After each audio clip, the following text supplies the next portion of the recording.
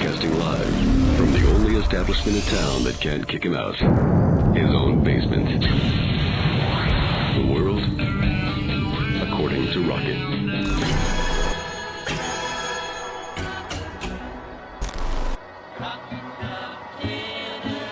A lot of fun tonight, just the way the schedule unfolded. Decided to do a night scrimmage. Great to be under the lights inside of Neyland. Guys had a ton of energy and a lot of really good work. And defensively, I thought they started extremely fast. Violent, disruptive, got off the field on third downs, did a great job. Offensively settled in on the second half of the scrimmage. So a lot of good work here for just being over the midpoint of spring ball, and obviously got a huge week next week before we get a chance to see Vol Nation out here on spring game. I don't know. Call me crazy, but he seems happy. He seems happy. Can you imagine these kids, particularly the ones there for the first time? Their second scrimmage in Neyland Stadium under the lights. Holy crackers. Nice, cold November night. That's what they said it was like, the atmosphere. Kind of chilly. Spring night up there in Knoxville. Holy crackers. Oh, it's got to be so exciting for him. And he just seems happy as a clam to me. It's not so much what he says, but what he doesn't say. He's very careful not to heap too much praise onto Nico. Yeah, you're going to hear this phrase about everything. We have a lot of growth to go in that group. But I'm really happy. So now that's much better than a sharp stick in the eye, and it's much better than him saying, reading his body language and it's all crap and whatever. So I'm excited. We are 8 days away from the orange and white game, and let's see what he has to say.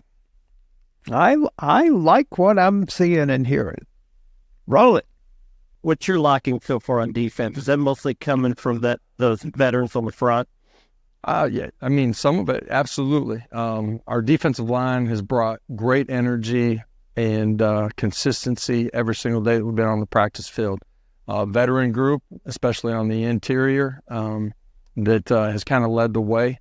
Our edge group continues to get better, and the young guys and new guys have really grown inside of it really quickly, and they're playing with great pad level. They're using their hands better than they ever have, and I'm not just talking in pass rush and in the run game too. So really like what that group's done. Was it strategic to build up that D-line over this point in time? This is how you thought it would be, having this much depth up there? Yeah, you want to be really good as a football team. It starts with your defensive line. And, just how we got here, everything that the circumstances that were here when we first got here. It's taken a little time to build that group up, but certainly, just the athleticism across the entire group, and so really like what Coach Banks, Coach Garner, and Coach Eckler have done with that group, and we still got a lot of room to grow before we're where we need to be when we open up. And that would be when we met with them. You told the young guys there would be some dark days. How do you see? But they would be better on the other side. Yeah. How do you see that young group growing? They're a lot better today than they were when we started spring ball. It won't just be on the back end of it. It's a group that I like their athleticism. They got to continue to mature physically. Those guys, a lot of them are doubling up their reps right now with a lot of our vets, just from the end of the season, being banged up and not repping here in spring ball. With everything that we see on the other side of the line of scrimmage, the communication, understanding of what we're doing, fundamentally getting better. They're playing so much harder than they were at the beginning of spring ball too. So that group's got to continue to grow, but I really do like the group as a whole. Hope you have Cooper every game next season, but if he goes down, you don't have him like last year. How are some of those young guys at center coming along? Yeah. Bison's continuing to grow. Strong kid, continuing to grow in the communication side of it with his hand on the ball. Satterwhite, Max Anderson's taking some snaps. All those guys, they're getting thrown into they're thrusted into it, and they've handled it really well. And when I say that, they handle, coming back from a bad play or a bad series and resetting to the next one too. So a lot of growth left for that group, but they pushed extremely hard, and they did that before we got to spring ball, but they've certainly done it here in the middle of it too. Athletic receiver this spring. Yeah, guys made some plays. Some of the new guys, Brazel made some really nice plays today. Mike Matthews made some plays down the football field. Dante Thornton made some plays, continues to grow. And it looked like you were ready to interrupt me there, so I'm going to let you. Dante? Yeah, just I think last year with where we were at, with the guys that we had, started him in the slot. He got work on the outside. He was so limited in spring ball and training camp, just, got banged up. He missed a lot of practices and missed opportunities to grow within what we're doing. We moved him outside in the middle part of last year, was playing his best football, got dinged up. It's a guy that has great trust in the coaching staff, understands just how to operate and function within our offense and understands coverages in a better way.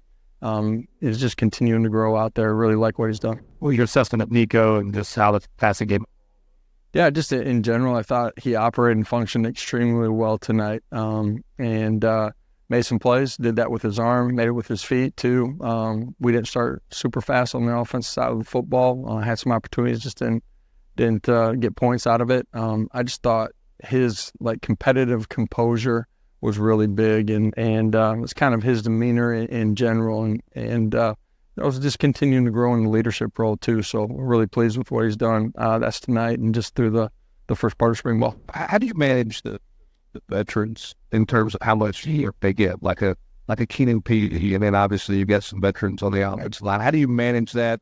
And what's your assessment of your running backs now after another week or so without Cam and it? Yeah. I hope I remember all your questions. Okay. What was the first one? It's on a case-by-case basis. Amount of football that they played, their health, coming back from injury, watching their loads, potentially continuing to grow that through spring ball. Smart with them on the back end of it here as we get to the back half of next week too. So it's a little bit case-by-case. The running backs tonight, you brought up Deshaun Bishop. I thought he ran extremely well tonight. Without watching the film, I'd say probably his best football that he's played this spring. He's a guy coming back off of injury that is getting more comfortable as he's gone through the spring. And so really like what he did. Cleef had a good night too. How different of a jump do you see in the transfers that you go from scrimmage to scrimmage compared to the vets that are on the team? Yeah, you hope to see a great amount of growth from scrimmage to scrimmage, and that's with your new guys inside of your system that can be transfers, and your high school kids came in mid-year too. And I thought with everything that was going on tonight for them on the field, they handled it pretty well. Now get a chance to go back and watch the film and actually see everything that happened.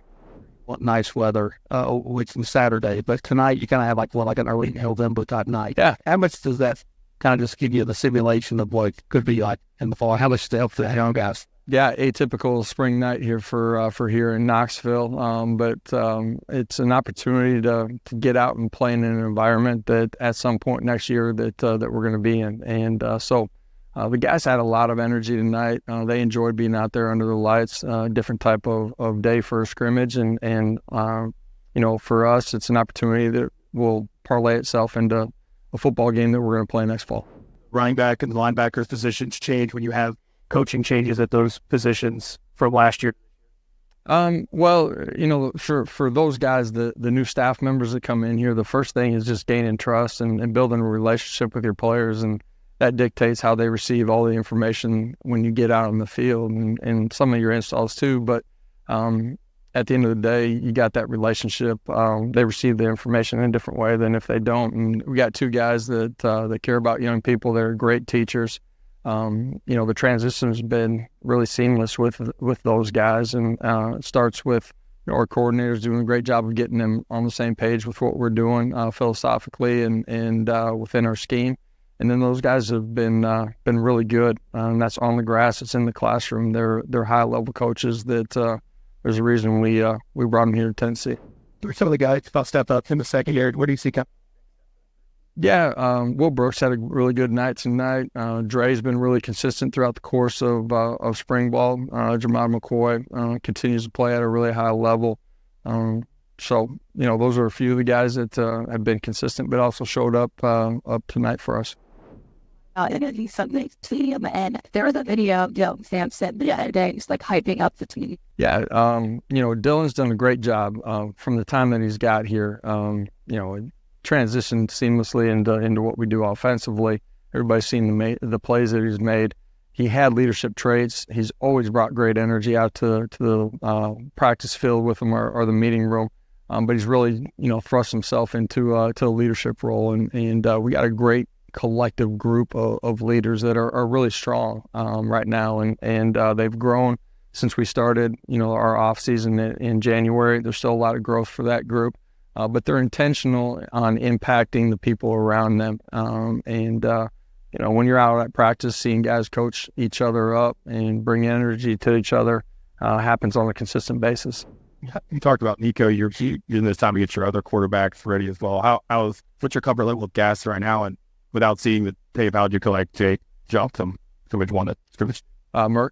Yeah, I'm sorry.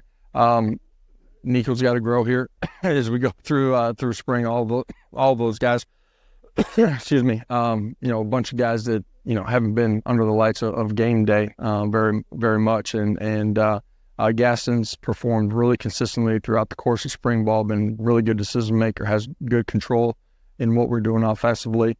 Jake Merkler more comfortable today than he was Scrimmage 1, not even close, and that's his command on the sideline in the huddle, and then controlling what's going on out there. There's a lot of fundamental growth left for Merck. That's typical of all the young quarterbacks that come in here, but really like that group. They encourage each other, they challenge each other, and obviously, strength of any position room can't just be one guy. A few guys in the secondary. How's that group overall look with so much turnover there? It seems like pretty athletic. Yeah, we knew that we had to continue to add athleticism, length, playmaking ability on the secondary, and the guys that have come in here, that's high school guys and transfer portal guys. You can see that as soon as you walk on the practice field with those guys. A lot of growth left for them within our scheme, little details, nuances, the communication, but really like where that group's heading. They've made plays and, continue to compete at a really high level. The Orange and White game will air live on the SEC Network Plus and all across the Vol Network radio affiliates. All right.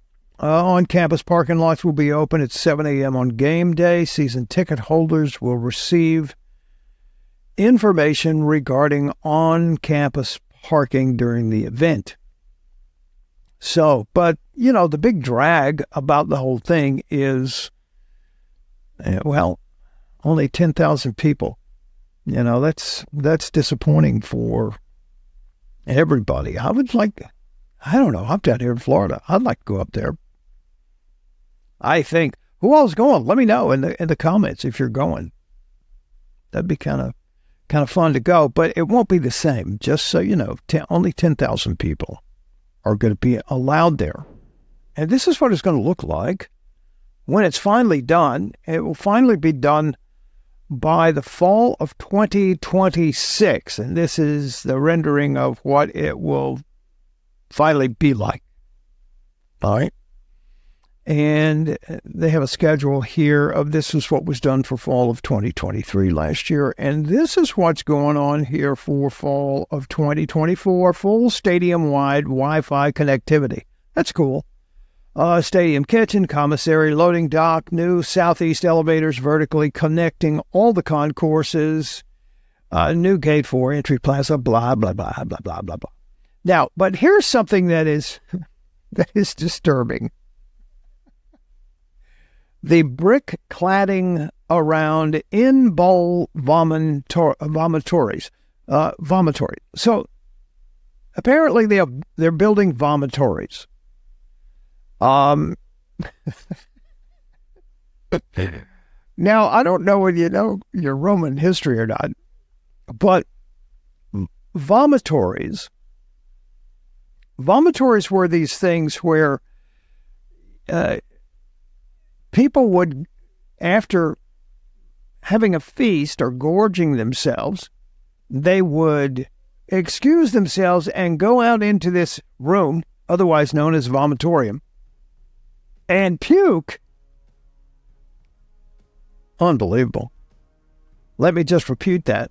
Let me just repeat that. They would go out and puke so they could have more room for more food and more gluttony.